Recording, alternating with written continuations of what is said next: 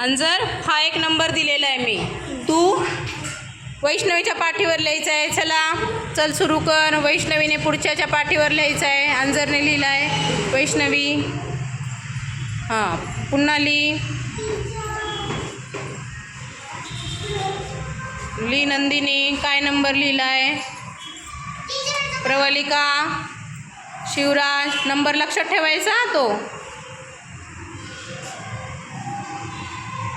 तय्यब अली 9व्याच्या पाठीवर.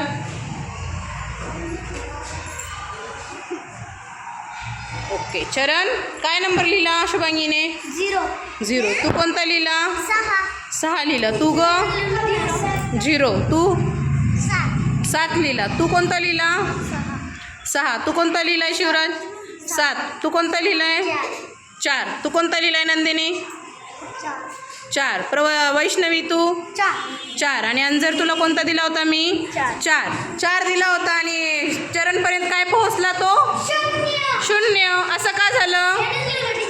तिने लिहिलं पण असं का झालं रे? बदललं. कसं काय बदललं? कारण हां आपल्या पाठीला दिसत नाही. फक्त समजतं थोडंसं. आपल्या पाठीला डोळे आहेत का? नाही. म्हणून आपल्या पाठीला म्हणजे आपल्या पाठीमागे कोणी काही सांगितलं तर आपण विश्वास ठेवायचा का?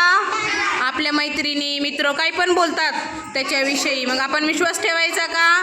नाही. जेव्हा आपण समोर डोळ्याने बघू तेव्हाच विश्वास ठेवायचा. ह्या गेममुळं तुम्हाला लक्षात येत आहे की नाही? आपल्या पाठीला डोळे नसतात आणि आपण पाठीच्या गोष्टीवर, पाठीमागे सांगितलेल्या गोष्टींवर अजिबात विश्वास ठेवायचा नाही. आवडला का गेम सगळ्यांना? हा गेम कधी खेळायचा तुम्हाला?